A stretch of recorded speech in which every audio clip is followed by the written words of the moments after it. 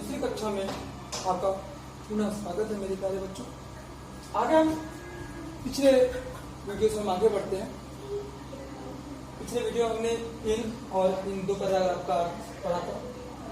मैं आप एक बार इस पैराग्राफ का फिर से बता के आपको कंटिन्यू करता हूँ। अब इस में उसे डिसाइड करता हूँ।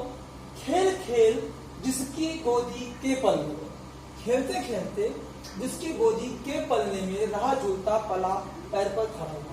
खेलते खेलते जिसकी गोदी के पलने में हम झूलते रहे, पले और अपने पैर पर खड़े हो गए। जिसके आसमान के नीचे आंचल की, आसमान रूपी आंचल के जिसकी छाया में, शीतल छाया में, ठंडी छाया में हम इतने बड़े हो गए, मैं इतना बड़ा हुआ। जिसने मेरे लिए सहा सब कुछ, जिस मातृभूमि ने हमारे लिए सब कुछ सहा और कुछ भी नहीं कहा, ऐसी मातृभूमि का 100 बार, कई बार अभिनंदन है, स्वागत है। उस मातृभूमि को, मेरी मातृभूमि को मेरा वंदन है। उस मेरी मातृभूमि को मेरा वंदन है। आगे है, मैं रोली से नहीं, मैं रोली से नहीं, मैं रोली से नहीं, उसी मिट्टी से। किस मिट्टी से? मातृभूमि की मिट्टी से। मैं रोली से नहीं, रोली एक पदार्थ है जिससे तिलक या चंदन लगाया जाता है, तो उस रोली से नहीं बल्कि इससे, उसी मिट्टी से तिलक लगाता हूँ। किसकी मिट्टी से? अपनी मातृभूमि की मिट्टी से तिलक लगाता हूँ। नित अपने माथे पर, नित माने रोज, हमेशा, प्रतिदिन। नित माने होता है रोज या हमेशा। तिलक लगाता हूँ नित अपने माथे पर। मैं हमेशा अपने माथे पर रोली से नहीं बल्कि उसकी मिट्टी से तिलक लगाता हूँ। आगे है, यूं तो है मेरा नाता, यूं तो है मेरा नाता सब दुनिया से, पूरी दुनिया से, संपूर्ण विश्व से, संपूर्ण संसार से मेरा नाता है, मेरा रिश्ता है, मेरा संबंध है। परंतु किंतु गर्व मुझको है उसके नाते पर। परंतु मुझे गर्व है किसके नाते पर? अपनी मातृभूमि के संबंध पर, अपनी मातृभूमि के नाते पर मुझे गर्व है। आगे, मैं जो कुछ भी हूँ सब उसका ही। आज मैं जो कुछ भी हूँ, कल कह रहा है कि मैं जो कुछ भी हूँ, हम सब के लिए है कि मैं डॉक्टर, इंजीनियर, जो कुछ भी हूँ, इतना बड़ा आदमी हूँ, जो कुछ भी हूँ, सब उसका ही हूँ। सब किसका हूँ?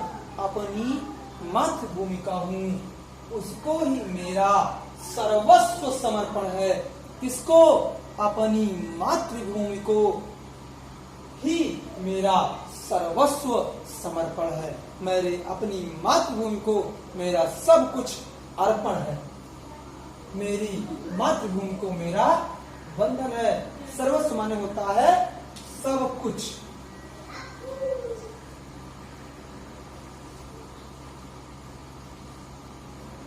सर्वस्व माने सब कुछ।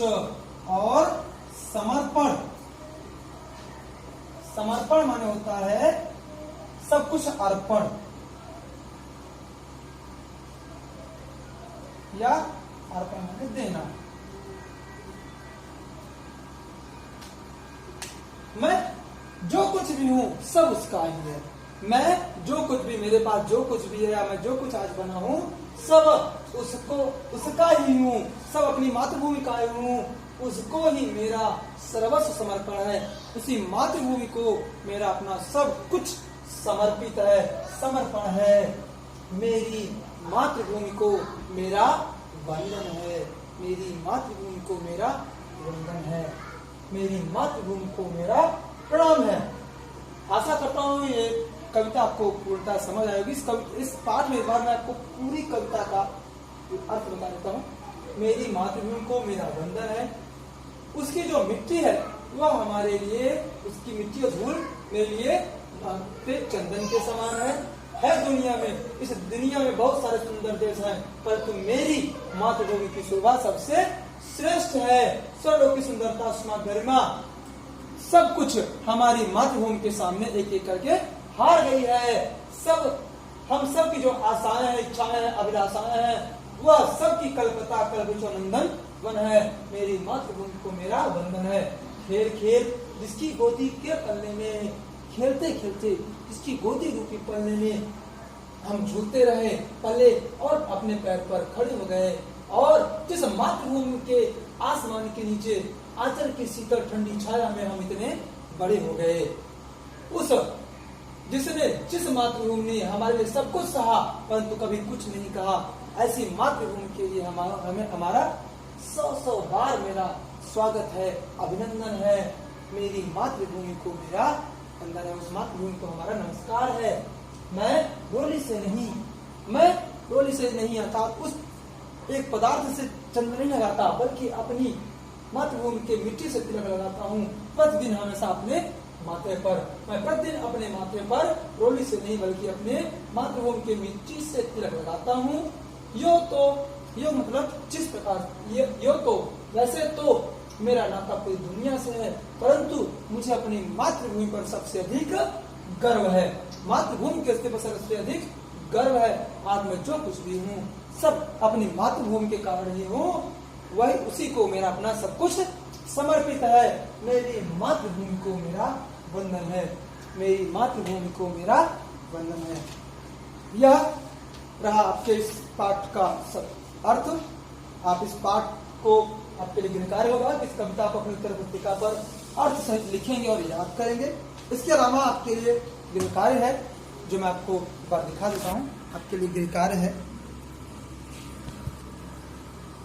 गृहकार्य होगा पहला। मैं आपको ये बताता हूँ, ये पहला मैं आपको करवा देता हूँ, आप उसको करिएगा।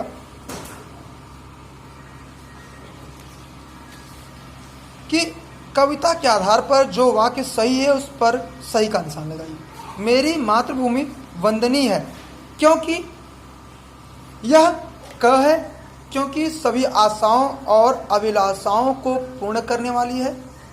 दूसरा, इसके सम्मुख स्वर्गलोक की सुंदरता फीकी है।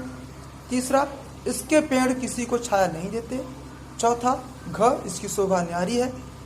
अंग यहाँ पानी की कमी है। च इसकी धूल मिट्टी रोली का तिलक है। छ यह असहनशील है। देखिए इसमें यह कहा गया है कि जो जो सही है उन पर सही का सही निशान लगाना है। तो पहला क सही है, क पे आप सही का निशान लगाएंगे।